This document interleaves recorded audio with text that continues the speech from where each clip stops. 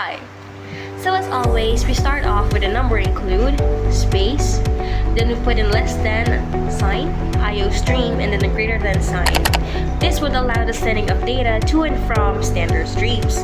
Now we will hit enter and type another number include, space, a less than sign, cstdlib, and then another greater than sign. After this, we would hit enter twice and type in using namespace std and a semicolon. The purpose of this is to allow standard operations to function in the code. And again, we will now press enter twice and type int main and then open and close parentheses. Now we will press enter just once as we don't need an extra line under int main. Now we would type in an opening brace and once again press enter. Now in some coding applications, tab is automatically applied when you press enter after typing in the opening brace. But just in case, it would do as well to remember hitting tab before encoding in anything else. After checking if tab is applied, we will now type in cout, insertion operators, and then quote inside the string. We will type in the name of the university where we study, which is Nueva Ecija University of Science and Technology, and now unquote. And then again, we will type in insertion operators, the end line, and then a semicolon. And after that, we will again hit enter and then type in cout, insertion operators, and quote. And then inside it, the string, we will type in the campus which we belong to, which is Sumakag campus, and then unquote. So insertion operators,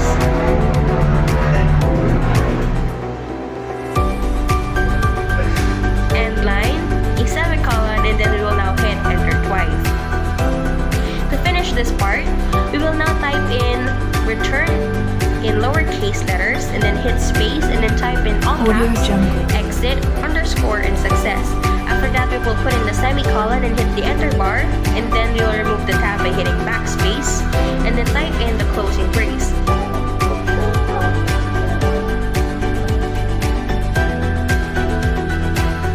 Now, after the test run, let's proceed with the second part. For this part, we will now be introducing variables. So now we go back to the code we typed in earlier, and on the line below the opening brace, we are going to make space for the variables we will be adding into the program. Below the opening brace, we type in car, in, 100 inside an opening and closing bracket, fn, 100 inside an opening and closing bracket, mi, 100 inside an opening and closing bracket, add, 100 inside an opening and closing bracket, cn, 100 inside an opening and closing bracket, and a semicolon, and enter. Type in, hit space, type h, by, and a semicolon. Then hit enter if the cout sentence is directly below it. If it isn't, you may leave it alone. If there is more than one line space in between the variable line and the cout line, then we choose until one is left. Now, we proceed to delete the return exit success line and replace it with cout.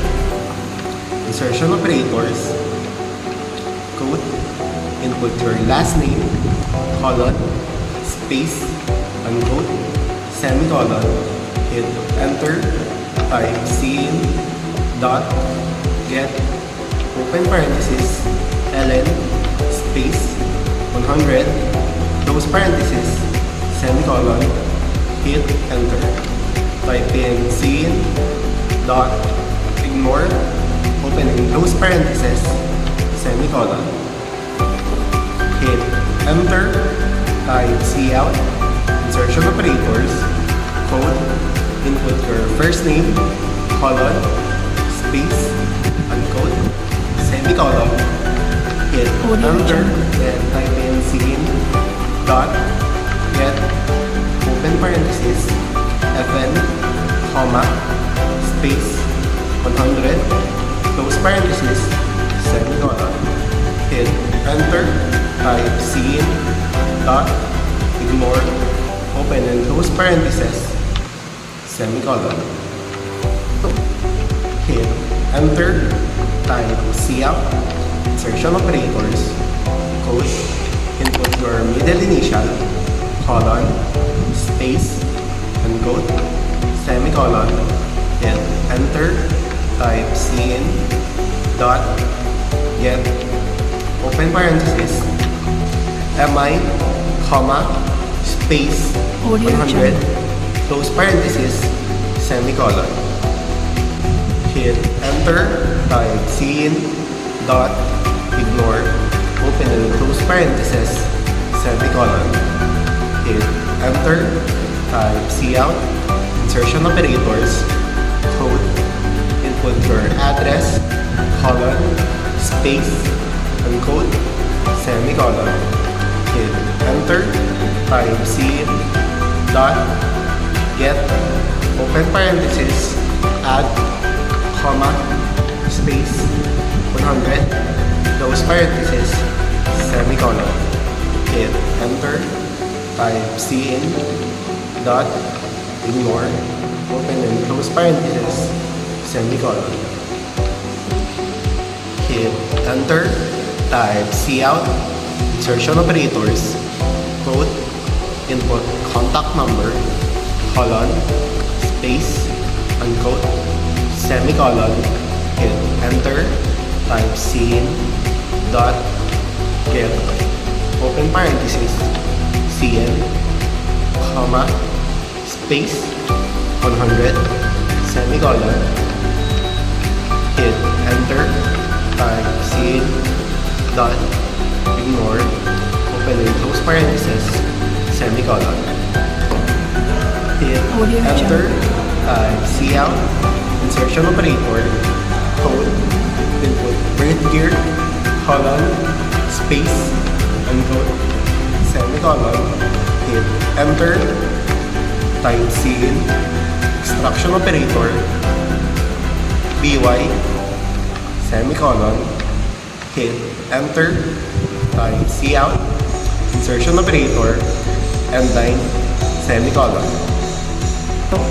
Hit enter twice, type h, space, equal sign, space, 2023, space, minus, space, by, semicolon. Hit enter twice again, then type cout, insertion operator, end-line, first insertion operator, code, full name, colon, space, uncode, insertion operator, fn, insertion operator, mi, insertion operator, code, dot, space, uncode, insertion operator, ln, insertion operator, endline, semicolon. Hit enter, type cout, insertion operator, code, address, colon, space, uncode, insertion operator, add, insertion operator, endline, semicolon. Hit enter, type cout, insertion operator, contact number, colon, space, uncode, insertion operator, cn, insertion operator, endline, semicolon. Hit enter, type cout, insertion operator, birth year, colon, space, uncode, insertion operator, by, insertion operator, endline, semicolon. Hit enter, type cout, insertion operator, code, h, colon, space, uncode, insertion operator, h, insertion operator, endline, insertion operator, endline, semicolon. Hit enter twice, type return in lowercase, hit space, all caps type exit, underscore success, semicolon. Hit enter twice again, type in the closing brace. If there is already one, just check if the number of blank lines in between the return line and the closing brace is just 1. And add another insertion operator, and line in the campus type. Now we will do another test run before we proceed to the third part.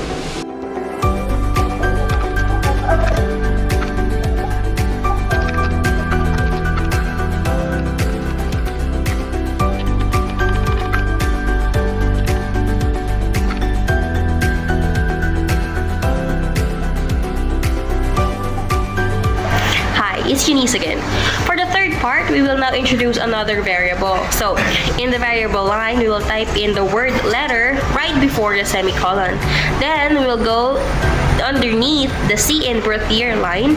We will then type C out, insertion operators, quote, and then the words input a letter, and then colon, space, unquote, and semicolon. Now we will hit enter, and then we will type C in, extraction operator, letter, and semicolon. And then again, we will hit enter, type C in, dot, ignore, and then an open and close parentheses, and the semicolon. Then underneath the C out age line, we will hit enter twice and add an if-else statement by typing in the word if, space, open parenthesis, space, then the word letter, equals, space, apostrophe, and a capital S and another apostrophe, and the close parenthesis. We will now then hit enter, type in an opening brace, hit enter, and then hit tab, and we will type in C out, insertion operators, quote, the word remarks, and then a colon, space, and the word scholar, unquote, and then insertion operator, end line, and another insertion operators, end line, and then quote, and then the same semicolon. We will now hit enter, again, type in closing brace, and make sure the closing brace is aligned with the opening brace under the if statement. And after that, we will now again do another test run to see if the added portions or the lines has no errors and the program will run smoothly.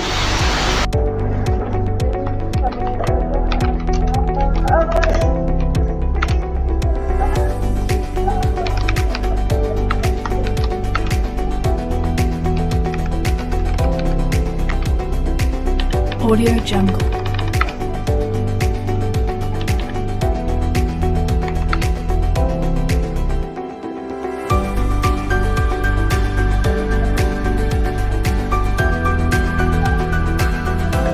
After that, we now proceed to the fourth part of the code. We will now go to the variable line, and on the space right before the semicolon, we are going to squeeze the variable sex.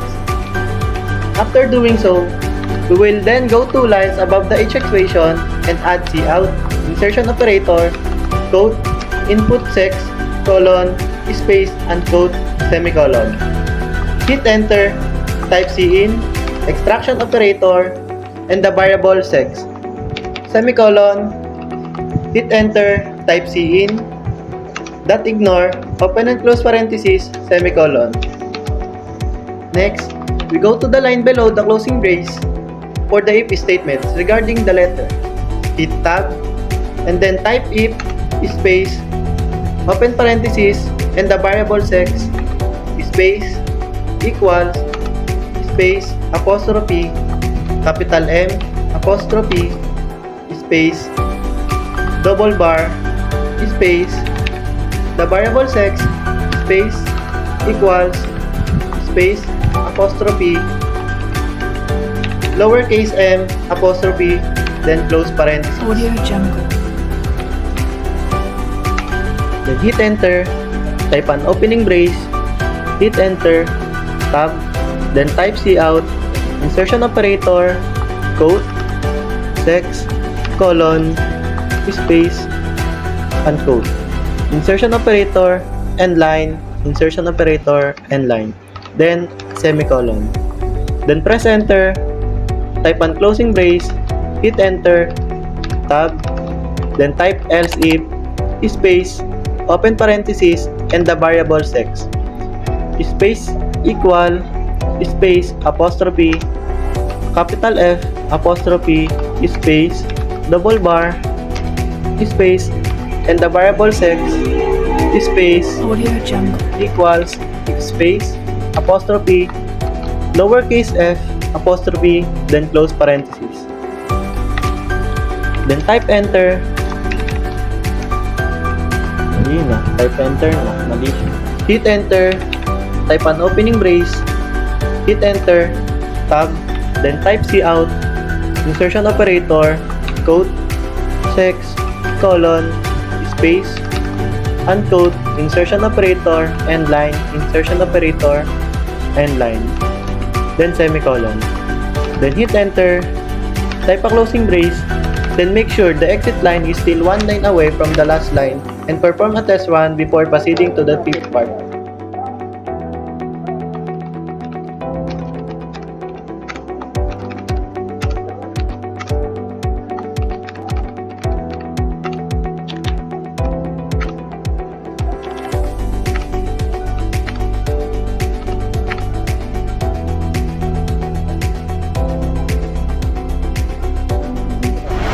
So let's go back to the program. We are going to be introducing even more additional variables. So let's go to the second variable line that starts off with int. Then we will type and remove the semicolon and type in ATT, short for attendance, SW, receipt, QZ, labx, and text. Then put back our semicolon. But the fun doesn't stop there.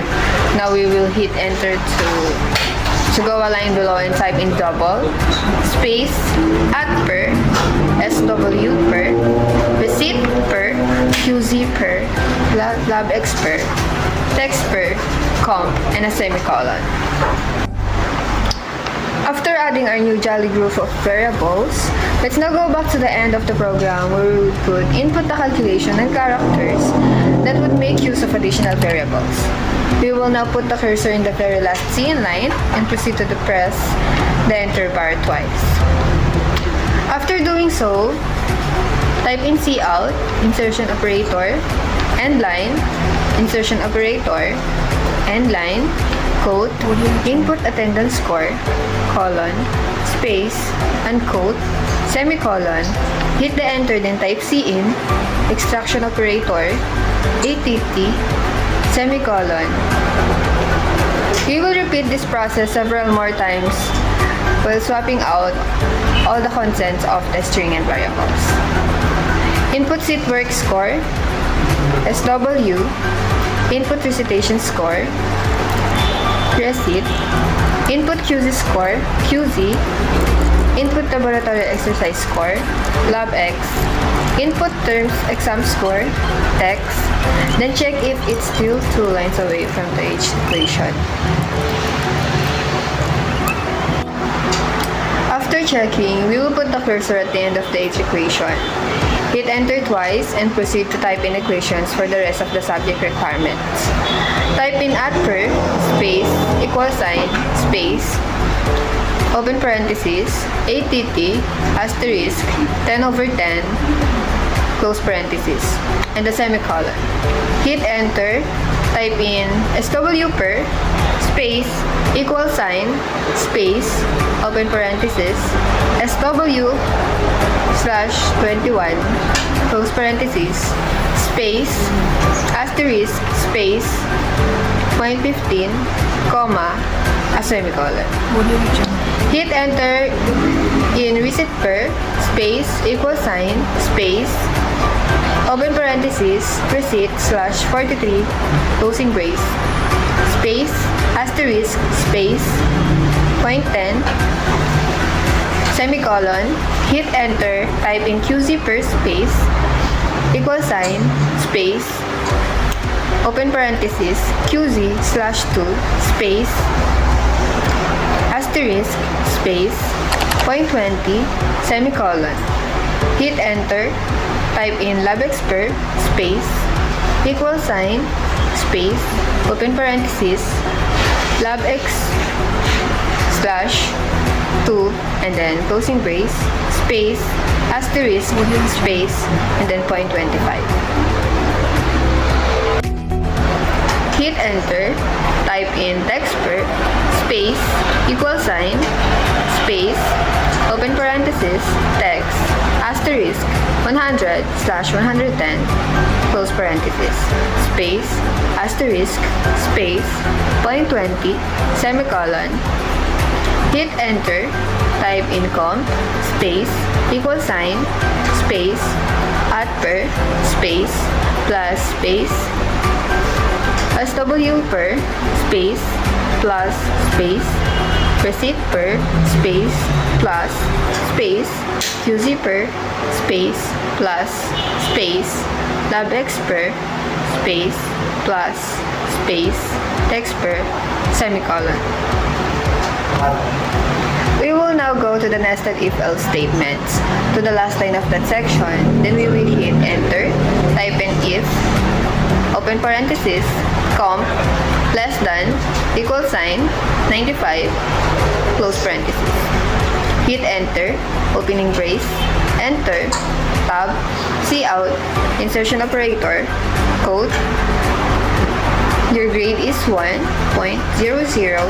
unquote, insertion operator, end line, insertion operator, end line, semicolon, hit enter, backspace, closing brace.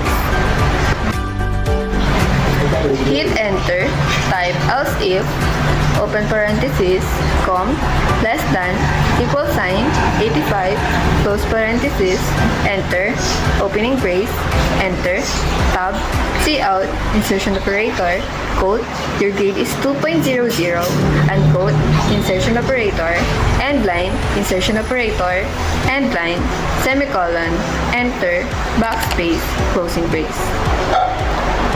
Hit enter, type else if, open parenthesis, comp, less than, equals, 82, close parenthesis, enter, closing brace, enter, tab, cout, insertion operator, quote, your grade is 2.25, unquote, insertion operator, end line, insertion operator, end line, semicolon, enter, backspace, closing brace. Hit enter, type else if, open parenthesis, comp, less than, equals, 80, close parenthesis, enter, opening brace, enter, tab, cout, insertion operator, quote, your grade is 2.50, unquote, insertion operator, end line, insertion operator, end line, semicolon, enter, backspace, closing brace. Hit enter, type else if, open parenthesis, comp, less than, equal sign, 77, close parenthesis, enter, opening brace, enter, tab, cout, insertion operator, quote, your grade is 2.75, unquote, insertion operator, end line, insertion operator, end line, semicolon, enter, backspace, closing brace. Hit enter, type else if, open parenthesis, comp, less than, equal sign, 75, close parenthesis, enter, opening brace, enter, tab, cout, insertion operator, quote, your grade is 3.00, unquote, insertion operator, end line, insertion operator, end line, semicolon, enter, backspace, closing brace. Hit enter, type else, enter, opening brace, enter, tab, cout, insertion operator, quote, your grade is 5.00, unquote, insertion operator, end line, insertion operator, end line, semicolon, enter, backspace, closing brace. Do a quick check for spelling, spaces, or symboling mistakes. If none is found, proceed test run. If there is an error, issue found, fix immediately.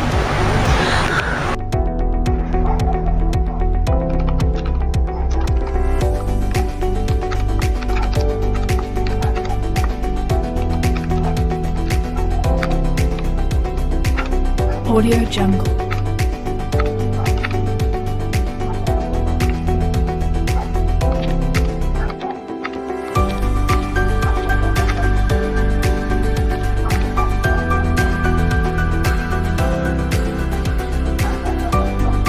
After this, we will go to the very end of the if-else statement. Press enter twice, the backspace, until the cursor lines up with the very first if-else statement. Then type in switch, space, open parenthesis, grade, close parenthesis. Then press enter, type in an opening brace, press enter, tab, type in case, space, 1, colon. Press enter, then tab, Tapping C out, insertion operator, code with highest honors, uncode. Insertion operator, end line, insertion operator, end line, semicolon. Then press enter. Type break, semicolon. Press enter, backspace, tapping case space. Press enter, backspace, typing case space 2 colon. Audio Jungle. Press enter, tab, type C out, insertion operators, code with high honors, uncode, insertion operators, end line, insertion operator, end line, semicolon. Press enter, type break, semicolon. Press enter, backspace, type case space 3 colon. Then press enter. Press tab, type C out, insertion operator, code with high honors, uncode, insertion operator, end line, insertion operator, end line, then semicolon. Press enter again, type break, then semicolon. Press Audio enter, Jungle. backspace, type default, colon. Press enter, tab, type C out, insertion operator, code, study harder, dot, uncode, insertion operator, end line, insertion operator, end line, semicolon, then press enter. Type break, semicolon. Make sure that the closing brace is still 2 lines away from the last line. Then check if the return exit access line is 2 lines away as well from the closing brace for the if else statements. Then also check for the closing brace for the whole code. After checking everything and making sure the code is all good, we will now conduct the last test run.